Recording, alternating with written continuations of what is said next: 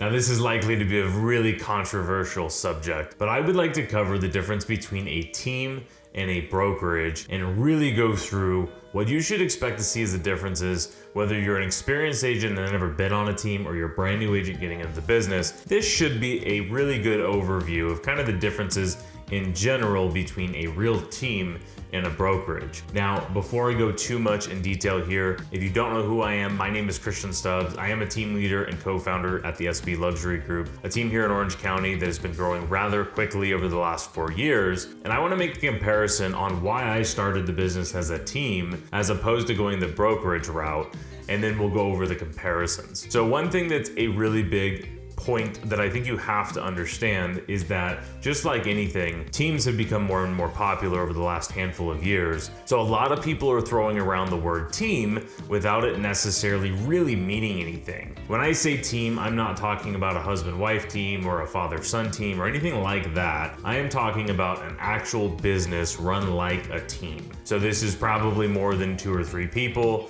If you have one realtor and an assistant, that's probably not the team that I'm talking about. So let's dive right into it. I got a couple of key points here, but I'm gonna start, and before I offend you, I apologize, but I'm gonna start by taking 2 polar opposite ends of the spectrum to make this a little bit easier to rationalize if you're not familiar with what a team is. So on one end of the spectrum, this is on the team side, you have Redfin. Now, I won't name other companies, but everybody knows Redfin, and I'm not bashing them.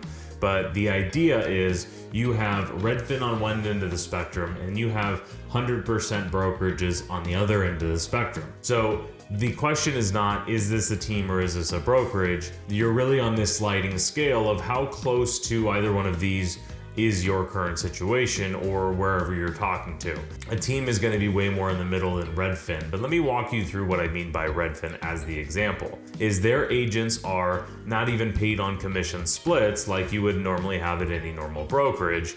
Their agents are actually paid an hourly salary, and they get bonused if they actually sell anything and do their job. Now, the flip side for them is they don't actually have to go out and prospect. They don't have to build out any systems. They're not running their own business. They're employed by a company that tells them what to do, and they do it, and they do a good job, and they get paid, which is totally fine, and that model fits for a lot of people. Now, the opposite end of the spectrum, you have your 100% brokerages, meaning they don't take any of the commission. They'll probably just take some fees on each deal. And what ends up happening is there's a business principle that you absolutely cannot get away from, regardless of any business. The more value you bring to the table, the more you can charge. Now, this goes for your luxury brands. This goes for brokerages that are the 100% model. They don't have to bring a whole lot of value because they don't charge very much. Versus a team or something like Redfin, they have to add a tremendous amount of value in order for that to be there, for their agents to take lower commission splits or even work for a salary and only take a bonus on the deal. Let's go into 2 major different points that I think are important to look at when you're looking at the difference between a team and a brokerage.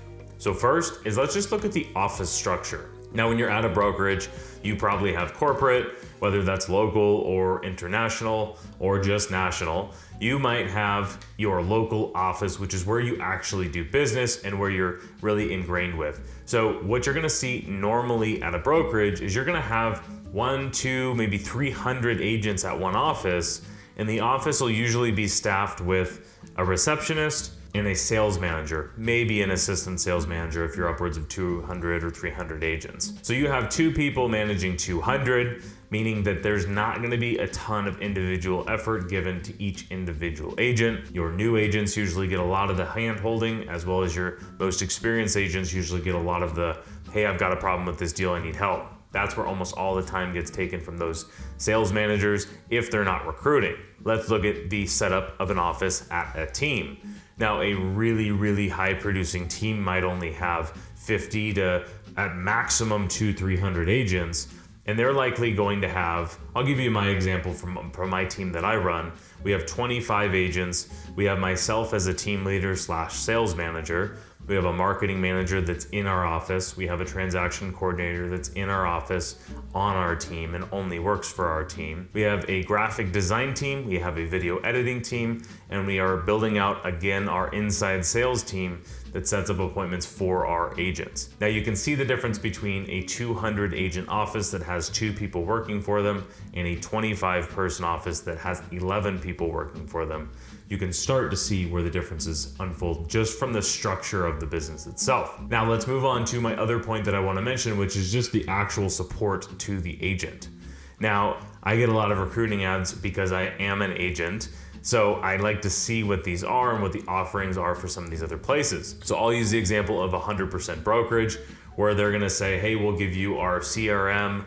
I won't name names, but there's a lot out there that most of the big companies use for one reason, and it's cheap. So they're gonna offer you a CRM that nobody at the company knows how to use. If you want to go in as the agent and really build everything out, trust me from experience, you're gonna be spending hundreds of hours perfecting all of that. And reality is it's probably not the best software because again, your value is in line with how much you charge. So if they're not charging you very much money, it's pretty safe to say that it's probably not the best tech. So they might have some transactional fees and stuff like that. But outside of that, they're gonna hope that you use their outside vendors like escrow and title and mortgage and their transaction coordinators so that they can generate their actual revenue from those companies. Let's switch to the team model and really look at the difference on what is provided by a team. Again, I'll kind of use mine as an example, but now I'm really speaking towards the larger teams that are run like a real business. So in the office, you're gonna have a sales manager or a team leader who likely is willing to jump in whenever you have a deal that needs to be closed. You'll probably have a mentor that can jump in as well too. If you're in a situation where you need help, that sales manager team leader is not just there. I was just out this last weekend going out on showings with one of my agents when she was triple booked so that I could go out and help close her deal and she can keep working with her other clients. You're also gonna have a marketing manager in office that can go and help you build your marketing campaigns. What other types of pillars of business you're trying to work on, that marketing manager is gonna be able to work with you one-on-one at no fee in order to help you grow your business. A transaction coordinator that's in the office, that is your transaction coordinator. Now, whether you're paying for this or not, there is a whole different experience when this person is in your office, on your payroll, and working for you, as opposed to an independent contractor that you're paying somebody to do their paperwork. There's a big difference to the consumer, and at the end of the day, that consumer's experience is crucial to your future success, getting repeat and referral business. So that does not take into consideration your marketing, like your graphic design, your video editing. A lot of agents nowadays are focusing on video just like this, and you can send this over to your editing team and get a thumbnail, get your video edited and all of that, one, without paying anything, and two, the system is already built out for you there. You're gonna follow in somebody else's footsteps and the whole system's already built out for you.